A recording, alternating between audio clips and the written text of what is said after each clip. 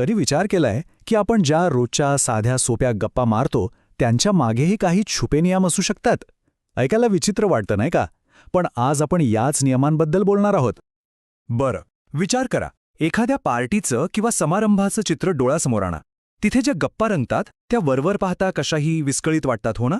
पण खरं तर त्या एका अदृश्य स्क्रिप्टप्रमाणेच चाललेल्या असतात. हे समजून घ्यायचं असेल तर या वरवर साध्या दिसणाऱ्या गप्पांच्यात डोकावून पाहावं लागेल. म्हणजे पडद्यामागे नेमकं काय चाललेलं असतं. आणि इथेच खरी गंमत आहे. या गप्पा म्हणजे फक्त वेळ घालवणं किंवा टाइमपास नसतो. उलट त्या एका ठरलेल्या जवळजवळ विधिवत पद्धतीने चालणाऱ्या क्रिया आहेत. आणि हो, त्यांचा एक स्पष्ट हेतूही असतो. तर या अशा संरचित गप्पांना मानसशास्त्रामध्ये खास नाव दिलेलं आहे. आणि एकदा काही संकल्पना समजली की सगळा प्रकार अगदी स्पष्ट होऊन जाईल. यालाच पास्टाईम किंवा करमणूक असं म्हणतात. पास्टाईम म्हणजे काय? तर ही एक अशी सामाजिक क्रिया आहे जिचा मुख्य उद्देश वेळ घालवणं तर असतोच, पण त्याचबरोबर सहभागींना एकमेकांकडून एक प्रकारची मानसिक शाब्बासी, ज्याला मानसशास्त्रात स्ट्रोक्स म्हणतात, ती मिळवून देणं हाही असतो. आणि इथून पुढे गोष्ट आणखी रंजक होते. कारण या करमणुकी किंवा पास्टाईम्सचं ज्या प्रकारे वर्गीकरण केलं जातं त्यातून आपल्याला वेगवेगळ्या सामाजिक गटांबद्दल बरंच काही शिकायला मिळतं. उदाहरणार्थ, हे बघा, लिंग आणि वयानुसार गप्पांचे विषय कसे बदलतात. पुरुषांच्या गप्पांमध्ये अनेकदा जनरल मोटर्स म्हणजे गाड्यांबद्दल किंवा कोण जिंकलं म्हणजे खेळाबद्दल बोललं जातं. तर स्त्रियांच्या गप्पांमध्ये स्वयंपाकघर, वॉर्डरोब किंवा किराणा यांसारखे विषय हमखास येतात.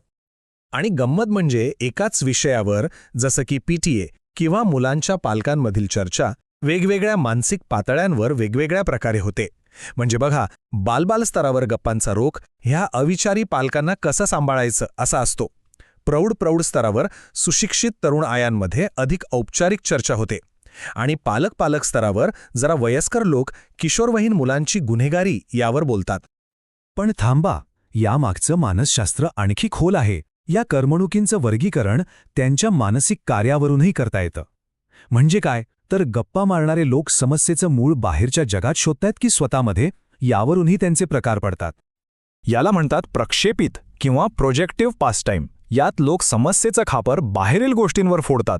उदाहरणार्थ, जर कुटुंब तुटली नसती तर मुलांमध्ये एवढी गुन्हेगारी वाढलीच नसती. हा एक अगदी ठराविक पालक गटातला संवाद आहे. आणि याच्या अगदी उलट आहे अंतर्मुखी किंवा इंट्रोजेक्टिव्ह पास्टाईम. यामध्ये लोक स्वतःच्या कमतरतांवर लक्ष केंद्रित करतात. जसं की एक आई होण्यासाठी जे काही लागतं ते माझ्यात नाहीये असंच मला वाटतं. हा सहसा प्रौढ स्तरावरचा संवाद असतो.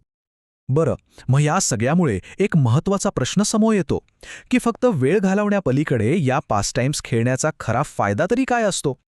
तर हे फक्त वेळ घालवण्यापुरतं मर्यादित नाहीये. यामागे एक खूप महत्त्वाचं सामाजिक कार्य दडलेलं आहे. एक असं कार्य जे आपले इतरांशी असलेले संबंध ठरवतं. म्हणजे कसं? तर या करमणुकी किंवा पास्टाईम्स एका ऑडिशनप्रमाणे काम करतात. आपण नकळतपणे लोकांची पारख करत असतो. ते या गप्पांमध्ये कसे सहभागी होतात यावरून आपण ठरवतो की कोणासोबत अधिक जवळचे संबंध जोडायचे आहेत. एक साधं उदाहरण घेऊ. समजा बायकांचा एक गट त्रासदायक नवला या विषयावर गप्पा मारतोय. आता अशा गटात एखादी नवीन शेजारीण आली जिला फक्त आपला नवरा किती परिपूर्ण आहे हेच सांगायचंय, तर तिला त्या गटात सामील करून घेतलं जाईल का? शक्यता कमीच आहे. आणि आता आपण येतो या पास्टाईमच्या सर्वात खोल आणि अंतिम कार्याकडे. आणि हे कार्य समजल्यावर एक अत्यंत महत्त्वाचा निष्कर्ष आपल्या समोर येतो. हाच तो सर्वात मोठा अस्तित्वाशी जोडलेला फायदा आहे. पास्टाईम्स आपल्या मनात लहानपणीच नकळतपणे तयार झालेल्या काही मूलभूत धारणांना, काही विश्वासांना दुजोरा देण्याचं काम करतात.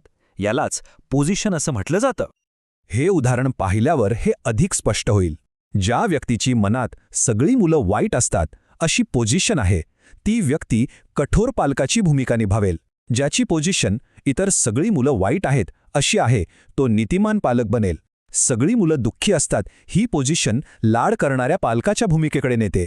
आणि सर्व मुलांना छळलं जातं ही पोझिशन मदतगार पालकाची भूमिका तयार करते. म्हणजे या गप्पा खेळल्यामुळे लोकांना या भूमिका साकारता येतात आणि इतरांकडून त्याला मान्यताही मिळते. यामुळे त्यांचा जगाकडे पाहण्याचा दृष्टिकोन स्थिर राहतो. आणि म्हणूनच लोक इतक्या उत्साहाने या करमणुकींमध्ये भाग घेतात. कारण यातून मी कोण आहे या त्यांच्या विश्वासाला दुजोरा मिळतो आणि एक प्रकारची खोल मानसिक स्थिरता मिळते. जग अधिक ओळखीचं आणि प्रेडिक्टेबल वाटायला लागतं. तर मग पुढच्या वेळी जेव्हा एखाद्या सामाजिक कार्यक्रमात किंवा पार्टीत सहभागी व्हाल तेव्हा एक विचार नक्की करा. तिथे फक्त काय बोललं जातं यावर लक्ष देण्याऐवजी कोणत्या छुप्या भूमिका साकारल्या जात आहेत आणि त्या कशा प्रकारे पक्क्या केल्या जात आहेत हे पाहणं खूपच रंजक ठरेल, नाही का?